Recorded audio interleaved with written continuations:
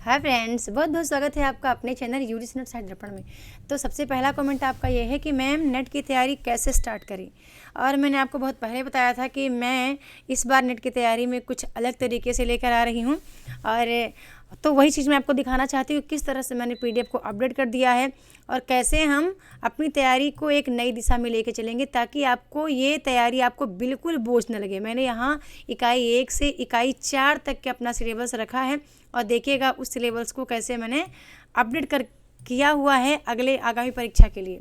ठीक है, प्रत्येक रचना जो भी विधा होगी, जो भी टॉपिक होगा, उसमें उसके नीचे जस्ट आपको प्रश्नोत्तरी भी मिलेगी।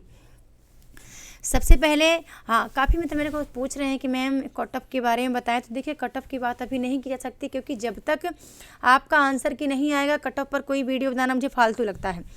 आंसर की बात कर सकती हूँ क्योंकि मुझे याद है जब 5 मार्च को पेपर हुआ था तो आंसर की आई थी 19 या 22 मार्च को। 17 जून को पेपर हुआ था तो आंसर की ऐसे ही आई थी, मेरे ख्याल से 8 या 9 तारीख को आई थी, ऐसे 8 या 10 के बीच में आया था। तो मान के चलो कि भी आपका 11 को पेपर हो रहा है, 11 दिसंबर को। तो 27-28 आप मान के चलो 27-28 दिसंबर तक आपका आंसर की, या 30 दिसंबर तक तो आ जाना चाहिए। खैर 20 दिन का टाइम नहीं लगता है, 15-16 दिन में आंसर की आ जाती है। कभी कभी तो 1-2 बार ऐसा हुआ था कि 8-10 दिन में आंसर की आई थी, पर तब भी टाइम में बहुत लगेगा। तभी 25 के बाद आंसर की आना तय है, 25 से 28 में आंसर की आ जाएगी। इसके बाद ही कोई बात किया जाएगा। ये बात उनके लिए की जा रही है जो पेपर नहीं दिए, किसी कारण बस पेपर नहीं दिए, उनको लगता है कि सिलेबस से बदल रहा है तो हम क्या पढ़ें। तो मेरा ऐसा जो मुझे ज्ञात है, क्योंकि 2018 के पहले वाला सिलेबस मुझे पता है कि इकाई 1, इकाई 2, इकाई 3 में कोई चेंजेस नहीं हुआ था। फिर इकाई 4 में कुछ चीज़ें ऐड हुई थी, जैसे कि दलित विमर्श पहले नहीं था तो दलित विमर्श एनटीए ने ऐड किया। ठीक है, जैसे कि गांधी दर्शन, अंबेडकर दर्शन, ये चीज़ें नहीं थी, प्रॉपर टाइटल या शीर्षक इसके नहीं थे, तो फिर एनटीए ने इसको ऐड किया। इकाई 5 से इकाई 10 तक की रचनाएं उन्होंने बहुत ज़्यादा ऐड की क्योंकि पहले बहुत कम थी।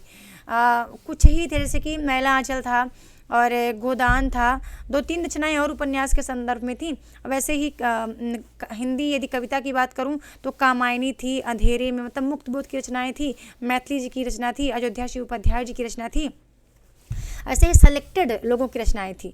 फिर इसके बाद एनटीए ने बड़ा बढ़िया किया कि उन्होंने एक प्रॉपर हमारे पास सिलेबस सेंड किया कि हमको अब इतना पढ़ना है ना। तो डरिए नहीं, मुझे तो जहाँ तक लगता है कि एनटीए जो सोचेंगे आपके हित में ही सोचेंगे, है ना। अब चलिए हम बात करते हैं कि इकाई 1 से इकाई 4 तक में किस तरह आपको पढ़ना है और किस तरह से आपको अपनी तैयारी को एक सही दिशा में लेके जाना है। अभी तक जो आपने पढ़ा चलिए ठीक है, मैं चाहती हूँ कि एक बार फिर से आप 0 से स्टार्ट करना। और पहला तो आप सिलेबस को देखो, ठीक है। ये इकाई 1 से 4 तक का सिलेबस मेरे पास है और इसके बाद सिलेबस देखने के बाद आप अपना जहाँ भी आप पढ़ो अपना एक नोट्स तैयार करना, ठीक है। तो मैं अब दूसरों का कह नहीं सकती क्योंकि मैं अक्सर अपना ही अनुभव साझा की हूँ, जो जिस तरह मैंने जिया है इस साहित्य को, एनटीए के सिलेबस को, ठीक है। तो वो चीज़ मैं आपसे साझा करना चाहूँगी। मैं अपनी कॉपी भी आपसे साझा करूँगी कि किस तरह मैंने लिख लिख के पढ़ा था, तो इससे आपको बहुत मोटिवेशन मिलेगा। चलिए देखते हैं, जैसे कि हिंदी साहित्य की ऐतिहासिक पृष्ठभूमि है ना, तो उसके अंदर टाइटल क्या है। तो प्राचीन भारतीय आर्य भाषा पहला टाइटल है। अब प्राचीन भारतीय आर्य भाषा को आपको पता है 2 भागों में डिवाइड किया गया है, ठीक है। वैदिक संस्कृत, लौकिक संस्कृत। अब वैदिक संस्कृत, लौकिक संस्कृत के संदर्भ में आपको ज़्यादा नहीं पढ़ना है, 7-8 लाइन ही पढ़ना है और इसके बाद इसके जस्ट नीचे आपको प्रश्नोत्तर मिलेगा। जैसे ही आप ये पढ़ेंगे ना, इसके जस्ट नीचे बड़े ही सेलेक्टेड उसी टॉपिक से रिलेटेड कूट में आपको प्रश्नोत्तर मिलेगा आपके पीडीएफ में, जो आपको पीडीएफ ऐप पर दिया जाएगा, ठीक है। ऐप पर दिया जाएगा कोर्स वालों के लिए। ओके, इसके बाद जब मध्यकालीन आर्य भाषा आप पढ़ेंगे तो मध्यकालीन भारतीय आर्य भाषा को आपको पता है 3 भागों में डिवाइड है, पाली, प्राकृत, अपभ्रंश। जैसे ही पाली, प्राकृत, अपभ्रंश को आप पढ़ेंगे, ये भी आपको अलग से मिलेगा। मैंने कहा था एक बात आपको शायद याद हो, मैंने कोर्स में कहा था, शायद यूट्यूब पे भी बताया मैंने कि इस बार मैं पीडीएफ अपडेट कर रही हूँ तो आपको केवल 10 पीडीएफ प्रोवाइड किए जाएंगे। कितने? केवल 10 पीडीएफ आपको प्रोवाइड किया जाएगा और उन 10 पीडीएफ में से बंधु आपको इकाई 1 का कंप्लीट पीडीएफ, इकाई 2 का कंप्लीट पीडीएफ, इकाई 3 का कंप्लीट पीडीएफ, यानी कि अब आपके पास अलग अलग डिवाइड नहीं रहेंगी पीडीएफ, हमारे अलग अलग डिवाइड नहीं रहेंगे, लेकिन वो सब बहुत महत्वपूर्ण रहेंगे पीडीएफ। है ना। तो जैसे ही आप पाल प्राकृत अपभ्रंश पढ़ते हैं वैसे ही आपको प्रश्न दिया जाएगा। फिर जब आप अवहट्ट अपभ्रंश पुरानी हिंदी को पढ़ेंगे, ये सभी जितना मैंने रेड कलर से किया है वो ऑलरेडी बहुत ज़्यादा इंपॉर्टेंट है, वहाँ से प्रश्न आता है, ठीक है, क्योंकि ये सब चीज़ें आपको पेपर में ऑलरेडी आ चुके हैं।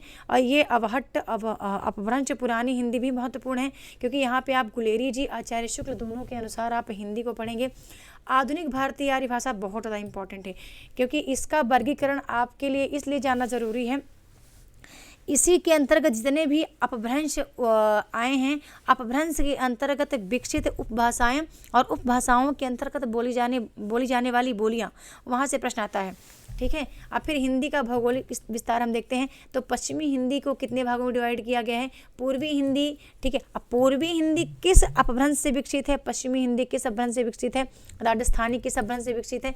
ये सारी चीज़ें आपको पता होनी चाहिए। इसके बाद हम देखते हैं बिहारी किसके अंतर्गत आती है। अब जैसे हम बिहारी का नाम लिए ना, यहीं पे आपको, जैसे आप राजस्थानी का नाम लिए तो राजस्थानी के जस्ट नीचे ही जितनी भी राजस्थानी की बोलियां हैं, ठीक है, 4 बोलियां हैं, 4 बोलियों के अंतर्गत उनकी उपभाषाएं हैं, वो कहाँ कहाँ किस क्षेत्र में बोली जाती हैं, आपको यहीं पे पूरा चीज़ मिलेगा, ठीक है। ये पूरा मैं शो नहीं कर रही हूँ, क्योंकि कहीं ना कहीं जब हम कोर्स में पढ़ा रहे होते हैं तो कुछ चीज़ें हैं जो कि हम गोपनीयता रखते हैं, सभी रखते हैं, है ना।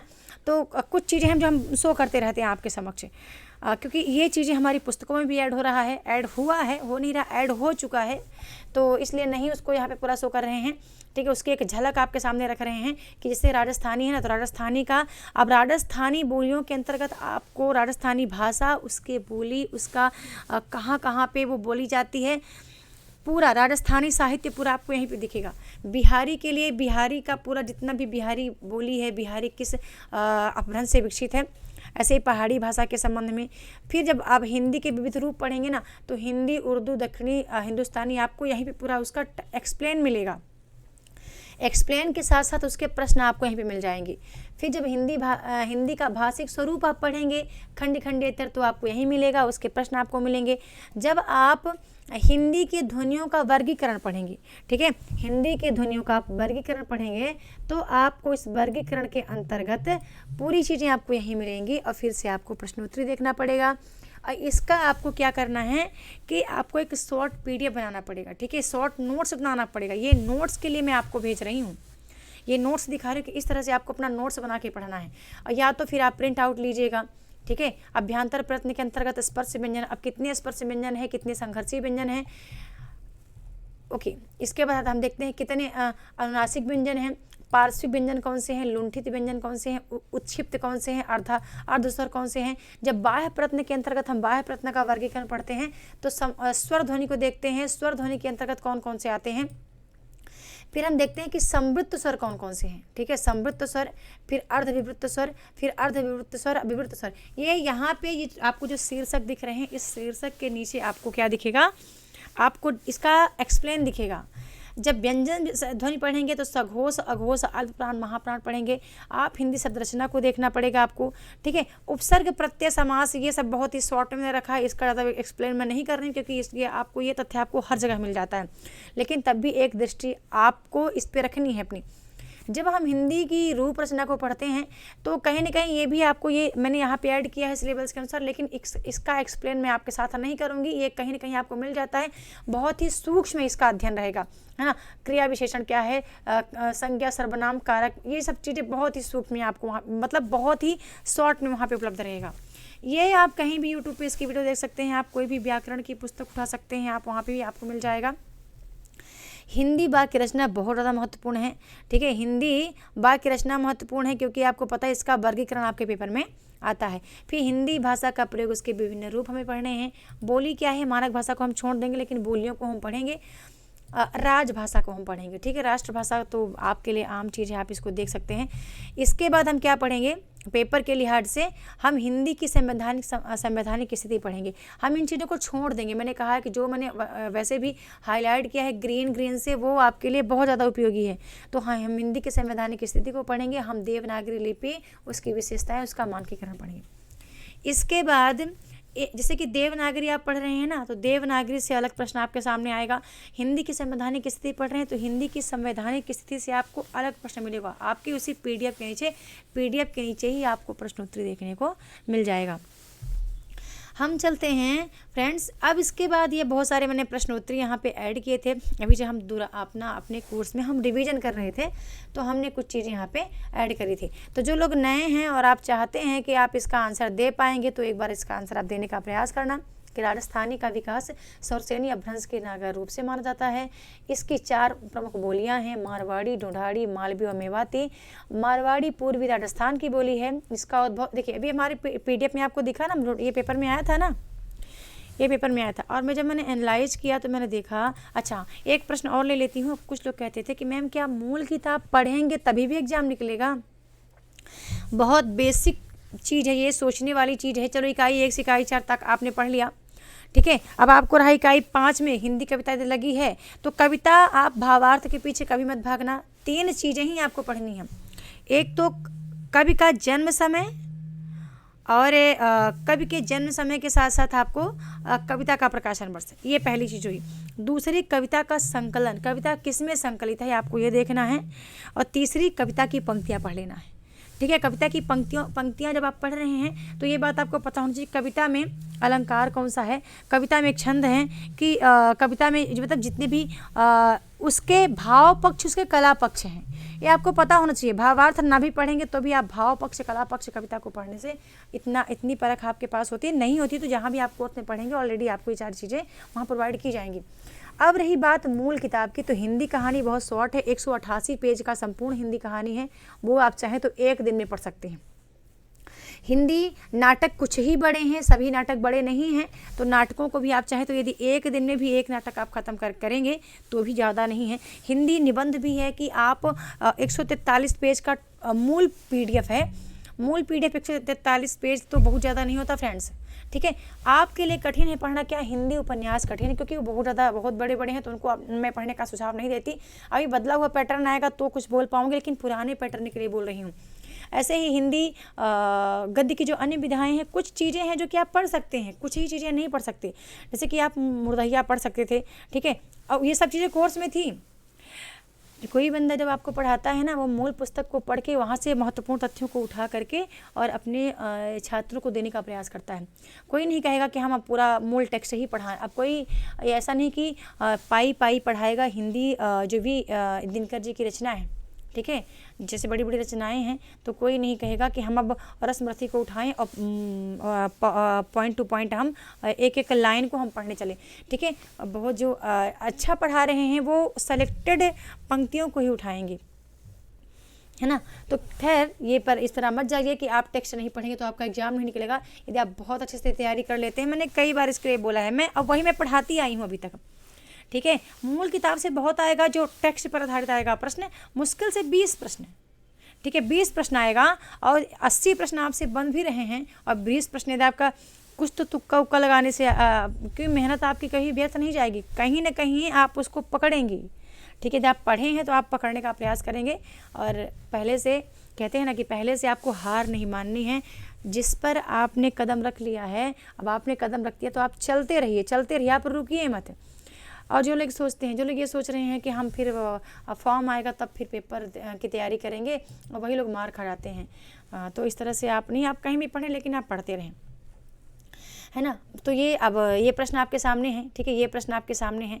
मारवाड़ी की 12 बोलियां हैं जिसमें बीकानेरी, शेखावती, मेवाड़ी और बांगड़ी प्रमुख है, ठीक है। ये प्रश्नों को आप देखना और देखना कि ऐसे प्रश्न आप सॉल्व कर पाते हैं कि नहीं कर पाते हैं, ठीक है। ये दूसरा प्रश्न मैंने करवाया था। और इसके बाद आता है हमारा तीसरा प्रश्न, ये देखिए मैंने समाज से लिया था। फिर मैंने इस तरह से मध्यकालीन आर्य भाषा से प्रश्न लिया था। ये चीज़ें, प्रश्न को लाना भी कॉन्सेप्ट बेस में कहीं ना कहीं बहुत बड़ी चीज़ होती है फ्रेंड्स। प्रश्न को इस तरह से उठाना कि आपका ये पूरा कॉन्सेप्ट का प्रश्न है, ठीक है। हरियाणवी बोली के संदर्भ में आपको असत्य कथन का चयन करना है, ठीक है। इसे जाटू भी कहा जाता है। आचार्य शुक्ल ने इसे बांगरू कहा है, तो आपको पहले आपने पकड़ा कि आचार्य शुक्ल ने इसे बांगरू नहीं किया कहा है, ठीक है। ग्रियर्सन ने इसे बांगरू कहा है। फिर इसका क्षेत्र करनाल, रोहतक, पटियाला, जींद, दिल्ली आदि है। इसकी बोलियां हैं बनाफरी, लौंघाती, राठौरी। इसका एक अन्य नाम दरसाणी भी है। तो अब आप यहाँ से पकड़ सकते हैं कि कौन कौन सा प्रश्न है जो आपको गलत समझ में आ रहा है ना। तो ये कॉन्सेप्ट है, जितना भी प्रश्न है पूरा ये कॉन्सेप्ट है। हिंदी व्यंजन श्रेणियों के संबंध में आपको सत्य का चयन करना है, ये कौन सा सत्य है। अंतस्थ व्यंजन कितने हैं, 5 हैं। उष्ण व्यंजन कितने हैं, 7 हैं। संयुक्त व्यंजन 3 माने गए हैं। अड़ा संयुक्त व्यंजन होते हैं। हिंदी में अनुस्वार व्यंजनों की संख्या 5 है। सभी कथन सत्य हैं, सभी कथन असत्य हैं। यदि ऐसे प्रश्न आप करते हैं तो इकाई 1, इकाई 2, इकाई 3, इकाई 4 से बनने वाला प्रश्न आपका कभी गलत नहीं जाएगा, यदि आपने कॉन्सेप्ट पढ़ लिया है। और हमेशा मैंने कॉन्सेप्ट पर ही बात की है। और देखिए, मुझे इस तरह से पढ़ाना अच्छा भी नहीं लगता कि कुछ भी लाके उठा के रख दूँ। अब जब हम इकाई 2 में आते हैं, इतनी चीज़ें इकाई 1 की हो गई, ठीक है, कि इकाई 1 में जब भी आप सिलेबस का एक पाई आप पढ़ेंगे तो वहाँ पर आपको प्रश्नोत्तरी भी देखने को मिलेगा। हिंदी साहित्य का इतिहास लेखन पढ़ेंगे, वहाँ प्रश्न रहेगा। हिंदी साहित्य के लिए इतिहास लेखन की पद्धतियाँ पढ़ेंगे, आपको वहाँ भी प्रश्न मिलेगा। जब हिंदी साहित्य के काल विभाजन और नामकरण को आप देखेंगे ना, इसके नीचे भी आपको प्रश्न देखने को मिलेगा, बड़े ही सिलेक्टेड। क्योंकि कूट में प्रश्न को अभी से आप जितना ज़्यादा प्रैक्टिस करेंगे उतना अच्छा है। ये मैंने क्यों बदलाव किया, क्योंकि मैं नहीं चाहती कि जो कोर्स में आए हैं, कोर्स में आने का मतलब क्या होता है, कोर्स में आने का मतलब होता है सही वक्त देना और सही मैटर देना, है ना। तो मैं चाहती हूँ कि जैसा मैंने संकल्प ले लिया था कि इसके बाद खुद के लिए टाइम नहीं दूंगी कि मैं पढ़ रही हूँ, अब मैं पढ़ा बस रही हूँ, ठीक है। मैंने आखिरी बार कहा कि मैं पढ़ा बस रही हूँ, मैं पढ़ नहीं रही हूँ। अब जब मैं पढ़ा रही हूँ तो एज ए कहीं ना कहीं अभी तक एज ए स्टूडेंट पढ़ रही थी और पढ़ा भी रही थी। अब एज ए एक शिक्षक जो है ना, कहते हैं ना, शिक्षक जब बन जाता है इंसान तो फिर वो पूरा काम विद्यार्थियों के हित में करता है ना। जब राष्ट्र साहित्य पढ़ेंगे उसके बाद प्रश्नोत्तरी ऐड किया मैंने। प्रारंभिक हिंदी जैन साहित्य हम पढ़ेंगे, हम सिद्धनाथ साहित्य को पढ़ेंगे, अमीर खुसरो को पढ़ेंगे, विद्यापत और उनकी पदावली को पढ़ेंगे। लौकिक साहित्य बड़ा इंपॉर्टेंट है। और हिंदी गद्य के कुछ अन्य, हिंदी गद्य के जब हम आदिकाल पढ़ते हैं तो 4 हिंदी गद्य के साहित्य की रचनाएं भी आती हैं जिसका पेपर में अक्सर जिक्र हो रखा है, ठीक है। हम भक्तिकाल को देखेंगे। जब भक्तिकाल को हम देखते हैं तो भक्तिकाल के ये टॉपिक हमें देखने हैं, इम्पॉर्टेंट है, जो मैंने रेड कलर से ऑलरेडी करके रखा है। अब केवल भक्ति काव्य के प्रमुख संप्रदाय, उनका वैचारिक आधार जैसे हम देखते हैं ये बहुत बड़ा टॉपिक है, ठीक है। भक्ति काव्य के प्रमुख संप्रदाय, उनका वैचारिक आधार बंधु, बहुत बड़ा टॉपिक है, कोई छोटा टॉपिक नहीं है कि हम इसको यूं ही एक शीर्षक देखें और हमको लग रहा है कि चुटकी में हम सॉल्व करेंगे। इसका कॉन्सेप्ट आपको अच्छे से तैयार करना पड़ेगा और फिर इसके नीचे प्रश्नोत्तरी आपको मिलेगा, वो प्रश्नोत्तरी आपको अच्छे से सॉल्व करना है मेरे साथ। फिर निगुण और सगुण का भी हम पढ़ेंगे, निर्गुण और सगुण का भी उनका काव्य यानी उनकी रचनाएं पढ़ेंगे। रीतिकाल को हम देखेंगे। रीतिकाल का सामाजिक सांस्कृतिक पृष्ठभूमि आपको ना भी पता रहेगा तो भी चलेगा, लेकिन पेपर के लिए रीतिकाल की प्रमुख प्रवृत्तियाँ, रीतिबद्ध, रीति सिद्ध, रीति मुक्त जो कवि हैं उनकी रचनाएँ हैं, ये आपके लिए बहुत ज़रूरी है। और इनकी पंक्तियाँ भी बहुत ज़रूरी है। रीति कवियों का आचार्य तो पहले बहुत बार आया है, लेकिन तब भी बहुत छोटा सा इसका सूक्ष्म विवरण हम देखते चलेंगे। रीत काल के प्रमुख और उनका काव्य हम देखेंगे। इसके बाद आधुनिक काल जब आता है, ये बड़ा इंपॉर्टेंट है। आधुनिक काल के में हिंदी गद्य का उद्भव विकास, ठीक है, हिंदी गद्य का उद्भव विकास देखेंगे। इसके साथ हम भारतेंदु पूर्व हिंदी गद्य देखेंगे। अब जैसे मैंने भारतेंदु पूर्व गद्य हिंदी बोला, आपको तुरंत उन 4 खड़ी बोली गद्य के लेखकों का नाम आपके दिमाग पे आ जाना चाहिए। साथ साथ आपको सितारे हिंद, ठीक है, और राजा लक्ष्मण सिंह का नाम आपके दिमाग पे आ जाना चाहिए कि हमें इनको पढ़ना है विस्तार पूर्वक। इनकी रचनाएं आचार्य शुक्ल के द्वारा कहे गए इनके लिए कथन पढ़ना है। इसके बाद आपको 1857 की क्रांति और सांस्कृतिक पुनर्जागरण को छोड़ देना है। भारतेंदु और उनका युग पढ़ना है हमें। पत्रकारिता हमें पढ़नी है, 19वीं शताब्दी की पत्रकारिता हमें देखनी है। फिर हिंदी पत्रकारिता देखने के बाद आधुनिकता की अवधारणा आपको छोड़ देना, क्योंकि मैंने कहा है कि जो रेड कलर से है वो आपके लिए बहुत ज़्यादा उपयोगी है। महावीर सद्वेदी और हिंदी नवजागरण, हिंदी उनका युग हमें पढ़ना है। फिर हिंदी नवजागरण सरस्वती हमें पढ़ना पड़ेगा। राष्ट्रीय काव्य धारा के प्रमुख कवि हमें पढ़ना पड़ेगा। फिर स्वच्छंदतावाद, उनके प्रमुख कवि हमें पढ़ना पड़ेगा। फिर हम देखते हैं कि छायावाद, अर्थ स्वरूप, प्रमुख विशेषताएं, यूजीसी नेट हिंदी साहित्य। यहाँ पे जो द्वितीय प्रश्न हमारा आता है, ठीक है, ये एक आपके लिए आसान है। कहाँ तक करना? स्वच्छंदतावाद तक करना आपके लिए बहुत आसान है। आपने देखा होगा पेपर में कि रीतिकालीन को पेपर में और छायावाद को, दोनों में बहुत ज़्यादा डिफरेंस करके प्रश्न पूछा है, कई बार पूछा है। तो अभी तक स्वच्छंदतावादी कवियों तक आपने जो पढ़ा वो एक अलग विचारधारा आप पढ़ रहे थे। छायावाद जब आता है, छायावाद में कवियों की जो रचना करने की प्रवृत्ति अलग हो जाती है। ठीक है, हम इसको देखेंगे, छायावाद के प्रमुख कवि देखेंगे, प्रगतिवाद की अवधारणा देखेंगे। ये सारी चीज़ें आपको ये सारी चीज़ें सूक्ष्म रूप से महत्वपूर्ण है ना, मतलब बहुत कम टॉपिक इसका रहेगा, लेकिन महत्वपूर्ण ही आपको एक शॉर्ट नोट्स अपना बना के रखना है। ये सारी चीज़ें है ना, समसामयिक कविता देखेंगे, समकालीन साहित्यिक पत्रकारिता हमें देखना है। फिर यहाँ से हमें एक छोटा सा अध्ययन, बड़े सेलेक्टेड देखने हैं। हिंदी उपन्यास हम देखेंगे, तो हिंदी उपन्यास में हम देखते हैं, हाँ अवधारणा तो आपको पढ़नी पड़ेगी। प्रेमचंद्र पूर्व जो उपन्यास हैं, जैसे कि हम देखते हैं कि जितने भी उपन्यासकार, चाहे ठाकुर जगमोहन सिंह हों या राधा कृष्ण दास हों, या फिर हम देखते हैं कि देवनंदन खत्री हों, यानी कि 1800 वाले जितने भी, क्योंकि प्रेमचंद पूर्व उपन्यास में हम देखते हैं कि आता है कौन, हमारा हरिऔध जी के उपन्यास आ जाते हैं, गोपाल राम गहमेरी जी के हैं, देवनंदन खत्री जी के हैं, इसके बाद श्रद्धाराम फिल्लौरी जी के हैं, राधा कृष्ण दास जी के उपन्यास तो हमने देख लिया, लाला श्रीनिवास दास की हैं, और साथ में भाग्यवती, मतलब कई ऐसे उपन्यास हैं। ठीक है, ईश्वरी प्रसाद कल्याण राय का उपन्यास है वामा शिक्षक। तो ये उपन्यास आपके पेपर के लिए बहुत महत्वपूर्ण है, क्योंकि यहाँ से प्रश्न बनते हैं और बने हैं। फिर प्रेमचंद और उनका युग तो हम देखेंगे। प्रेमचंद के कुछ परवर्ती उपन्यासकार हैं, ये भी हम हमारे लिए ज़रूरी है, लेकिन कहाँ तक, केवल 2000 तक ही हमें देखना है। अब देखते हैं फिर से क्या बदलाव होकर आता है, लेकिन ये चीज़ें आपके लिए हिंदी साहित्य का इतिहास है। ये हिंदी साहित्य का इतिहास आपके लिए जानना बहुत ज़रूरी है, आप इसको बिल्कुल इग्नोर ना करें। फिर हिंदी कहानी का उद्भव विकास में देखना है। जब ये आप पढ़ेंगे, इसके नीचे जस्ट आपको प्रश्न आएगा। ठीक है, जैसे आप उपन्यास पढ़ेंगे, इसके जस्ट नीचे आपको प्रश्न देखने को मिलेगा। आप हिंदी कहानी पढ़ेंगे, इसके नीचे आपको फिर से प्रश्न आपको देखने को मिलेगा। ठीक है, ये सब चीज़ें जब आप पढ़ेंगे तो आपको यहाँ प्रश्नोत्तरी देखते चलना है, अलग से आपको नहीं कि अलग से आप प्रश्नोत्तरी आप करें। आप अपने टॉपिक के साथ साथ आप प्रश्नोत्तरी ज़रूर आपको देखते जाना है, और हो सके तो प्रश्नोत्तरी को आप लिख के करना, क्योंकि मैं आपको दिखाऊंगी मेरा एक PDF जहां मैंने किस तरह से प्रश्नोत्तरी का टॉपिक वाइज सेलेक्ट किया था मैंने प्रश्नोत्तरी को, और कहीं ना कहीं वो मेरी तैयारी को एक मजबूत पकड़ बना रहा था। तो जितना मेरा था वो सब अब, मतलब कहते हैं ना, जो वैयक्तिक था, वैयक्तिक यानी व्यक्तिगत था, अब वो निर्वैयक्तिक हो गया है, अब वो सबका हो गया है। ठीक है, मेरी तैयारी अब सबके लिए हो गई है, अब मेरी वो व्यक्तिगत नहीं रह गई है ना। तो ये हमने देखा, हमें ये पढ़ना है। नुक्कड़ नाटक को हमें बहुत ही सूक्ष्म में देखना है। जब हम हिंदी निबंध पढ़ेंगे तो हिंदी निबंध के उद्भव विकास के साथ साथ हम यहाँ पे प्रश्नोत्तरी देखते चले जाएंगे। भारतीय युग पढ़ेंगे। ये मैं क्यों दिखा रही है आपको, आप पूछ रहे थे कि मैम हम कहाँ से स्टार्ट करें, हम कैसे स्टार्ट करें, समझ में नहीं आ रहा कि सिलेबस कैसे हम प्रारंभ करें और क्या पढ़ना है हमें। ठीक है, तो जब आप देखेंगे NTA के सिलेबस में, सिलेबस ऐसा सेम है, लेकिन इस तरह से टॉपिक डिवाइड नहीं है। ठीक है, वहाँ पे इस तरह जैसा मैंने आपको दिखाया ना सिलेबस को, क्योंकि सिलेबस कहते हैं, जब आप सिलेबस समझ जाएंगे तो लगभग आपकी 30% तैयारी आप समझ लो हो गई आपकी। सिलेबस का टॉपिक आपको, अब जैसे मैंने हिंदी निबंध का प्रमुख हिंदी निबंधकार हमने जैसे ही देखा, अब हमें याद आ जाएगा कि हमें निबंधकारों में पढ़ना किसको किसको है।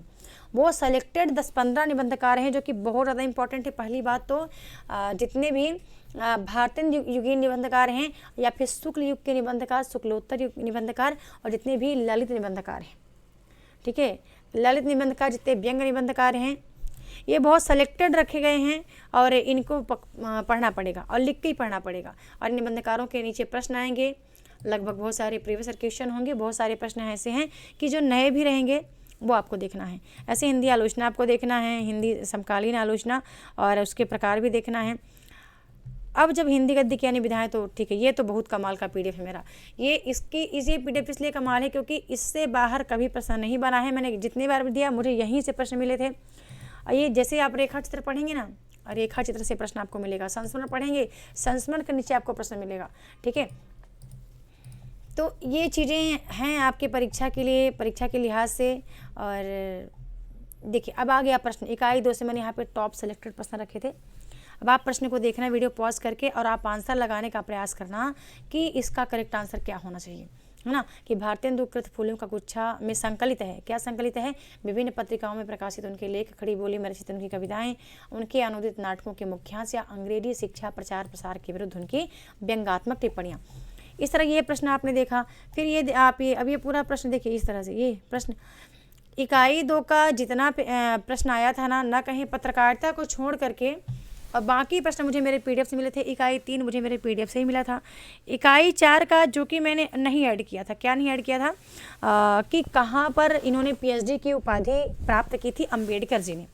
ये मुझे पता था कैम्ब्रिज से, ठीक है, मुझे पता था कोलंबिया, लेकिन ये मैंने आप लोग का ये मैंने पहले पढ़ा था बहुत पहले, लेकिन मैंने आप लोगों से जिक्र इसका नहीं किया था जब हम अम्बेडकर दर्शन पढ़ रहे थे, है ना। फिर देखिए ये इकाई 2 के प्रश्न आप देख रहे हैं। इस तरह के प्रश्न यदि आप सॉल्व करते हैं परीक्षा में, प्रश्न आप अच्छे से कर पाएंगे फ्रेंड्स। यदि ये प्रश्न आप कर पा रहे हैं कि निम्नलिखित में से कौन सी रचना आत्मकथा विधा की नहीं है। भगवती चरण वर्मा की कहे न जाए का कहिए, अखिलेश जी की वह जो यथार्थ था, अशोक वाजपेयी की पाँव भर जीरे में ब्रह्मभोज, रविन्द्रनाथ त्यागी की वसंत से पत्थर तक, या फिर शिव सिंह सागर की दिनकर एक सहज पुरुष। ठीक है, ये ऐसा आप कर पा रहे हैं तो पेपर में इनकी पकड़ आपको अभी से रखनी पड़ेगी। जब भी जो टॉपिक आप कर रहे हैं प्रश्नोत्तरी अक्सर आप सोचें, और प्रश्नोत्तरी सोचने के साथ साथ आप जितने भी रचनाकार हैं ना उनको आप अपने माइंड पे रिकॉल किया करें। कि जैसे आपने अभी पढ़ा, क्या आपने मान लो कि आपने हिंदी उपन्यास पढ़ा, अब हिंदी उपन्यासकारों में कितने उपन्यासकार हैं जिनको आपको अच्छे से पता होना चाहिए। तो चलो माने आपने प्रेमचंद्र पूर्व उपन्यासकार को आपने देखा, इसके बाद प्रेमचंद्र के उपन्यासकारों को, फिर आप जो भी समकालीन उपन्यासकार हैं, है ना, उनको देख लिया। तो जैसे कि मैं अब बताना चाहूँ, मुझे जो मेरी दृष्टि में है कि आपको भगवती चरण के उपन्यास, आपको ज्ञानेंद्र के उपन्यास, आपको इसके बाद यशपाल जी के उपन्यास, फिर आपको नागार्जुन जी के उपन्यास, फिर धर्मवीर भारती जी के उपन्यास, फिर श्रीलाल शुक्ल जी के उपन्यास, कुछ सेलेक्टेड ऐसे उपन्यासकार हैं, अमृतलाल नागर जी के उपन्यास, कि जिसको आपको बढ़िया आप पढ़ के रखना ही पड़ेगा। ठीक है, आपको पढ़ना ही है। तो इस तरह से आप जब तैयारी करेंगे बंधु तो आपका पेपर फिर आपको आसान लगेगा। और फिर इस तरह से देखो ये रखा है मैंने यहाँ पे प्रश्नोत्तरी में रखा है, इसका तो सिलेबस में भी ये सब चीज़ें ऐड है। फिर क्या हो जाएगा आपके लिए, क्या आपको आसान लगने लगेगा कि तैयारी धीरे धीरे आपकी बढ़ती जाएगी, और आप अप्रैल आते आते आपकी तैयारी बहुत अच्छी हो चुकी होगी। ठीक है, अप्रैल माह आते आते, और फिर इसके बाद जब अप्रैल माह आएगा आपके पास मई जून का टाइम रहेगा। मई का टाइम आप बढ़िया से रिवीजन कर पाएंगे, जो नोट्स बना पाएँ वही नेट की तैयारी के लिए ज़्यादा एग्रेसिव रहें, या फिर आप प्रिंट आउट लेके पीडीएफ को पढ़ने में सक्षम रहें, है ना। ऐसा एक बात और बता दूं, ऐसा नहीं है कि नोट्स बनाने वाले ही एग्ज़ाम निकालते हैं, ये यथार्थ नहीं है। क्योंकि मैंने अपने ग्रुप में देखा कई महिलाएं हैं जो कि जॉब कर रही हैं और वो फिर नोट्स नहीं बना पाती, तो वो प्रिंट आउट लेते हैं मेरे नोट्स का और मेरी लाइव क्लास देखते हैं और प्रिंट आउट को उसी टाइम पे अंडरलाइन कर करके वो पढ़ते जाते हैं, है ना। तो मैंने कुछ प्रश्न बनाए थे इस तरह के, ये देखिए ये प्रश्न था, और इन प्रश्नों के बाद मैंने इकाई 3 को रखा। ठीक है, इकाई 3 को रखा, और इकाई 3 में जैसे ही आप ये काव्य हेतु काव्य प्रयोजन पढ़ेंगे फिर से आपको प्रश्नोत्तरी देखने को मिलेगा। आप भारतीय जब इसके बाद जितने भी प्रमुख संप्रदाय और आचार्य हैं तो ये पढ़ेंगे तो आपको यहाँ पे हर चीज़ का प्रश्नोत्तरी मिलेगा। ठीक है, ये पीडीएफ बनाना मेरे लिए इतना आसान नहीं है कि इतना आसान था, कहीं ना कहीं इसमें एक बहुत लंबी तपस्या है, और वो तपस्या अब आगे चल के आप सबके लिए बहुत निखार लाएगी, है ना। अभी तक मैंने जैसा भी पढ़ा था तो मुझे लगा कि मुझे इसको टाइप करके आपके समक्ष रखना चाहिए, और बस आपकी बहुत सारी ढेर सारे दुआएं हैं, और कहीं ना कहीं यही सब मुझे बहुत ताकत देता है कि मैं मेहनत कर लेती हूँ। ठीक है, सब कुछ करने के बावजूद भी मैं मेहनत कर लेती हूँ, और वो है आपका प्यारा प्यारा कमेंट और आपका सपोर्ट करना। शब्द शक्ति, काव्य गुण, काव्य दोष, ये प्लेटो का सिद्धांत, अरस्तु का सिद्धांत, ये सब चीज़ें जब आप पढ़ेंगे तो आप इनके नीचे प्रश्नोत्तरी पाएंगे। अब ये मेरे पीडीएफ में एक नई चीज़ आपको मिलेगी। ठीक है, जैसे ही आप इसको पढ़ेंगे ना, अनुकरण सिद्धांत आप पढ़ रहे हैं ना, अनुकरण सिद्धांत के जस्ट नीचे आपको जितना भी प्रश्न बनना चाहिए 5, 10, 2, 4, 6 जितना भी लगेगा कि ये पेपर के लिए महत्वपूर्ण है, क्योंकि प्रश्नोत्तरी बहुत ज़रूरी है। यदि आपने सब पढ़ लिया और आपने प्रश्नोत्तरी नहीं लगाया है तो कहीं ना कहीं पेपर में बनता हुआ प्रश्न आप गलत करेंगे, और ये सबके साथ होता है, कोई कितना भी पढ़ ले, और सब मेरे साथ खुद ही हो जाता है।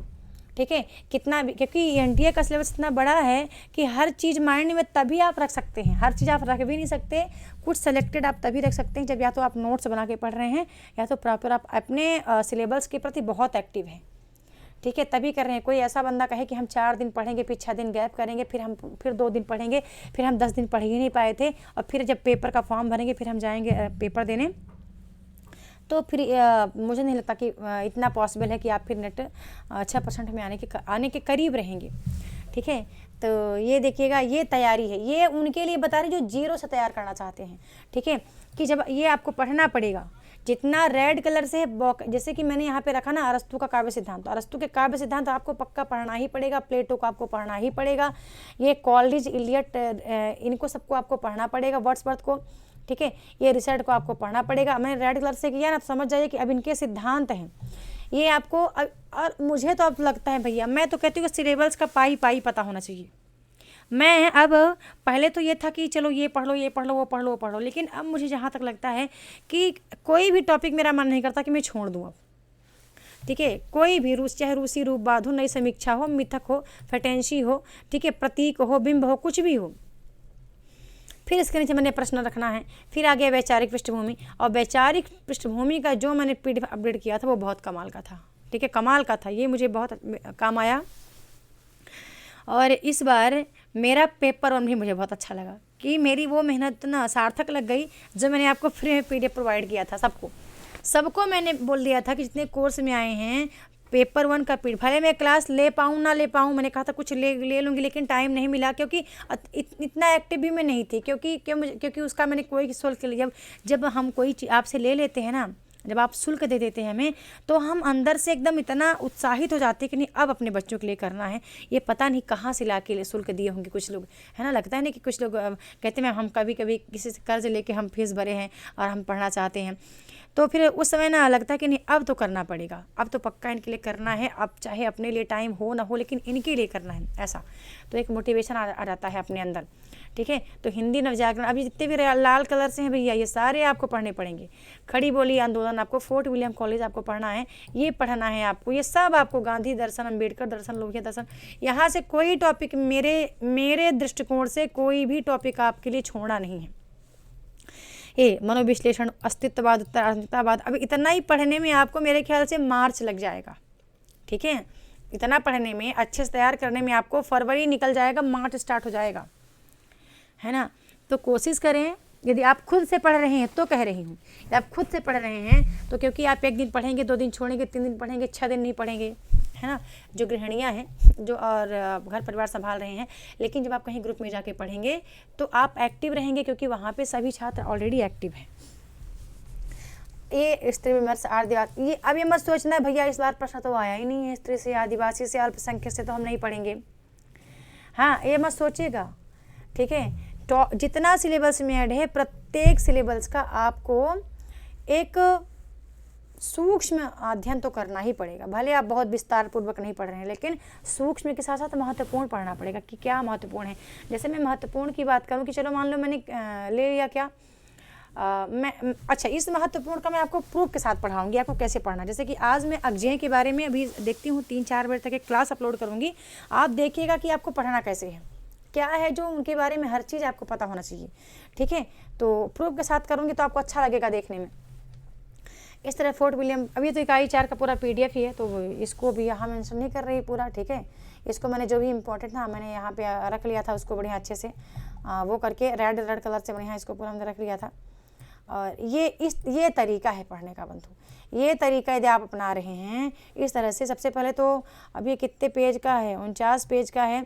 यदि आप ग्रुप में आएंगे सबसे पहले इसका आप प्रिंट आउट लेंगे इसका, ठीक है, इस तरह से प्रिंट आउट लेके आप सिलेबस रखें, क्योंकि वो सिलेबस 7 पेज का है। कौन सा?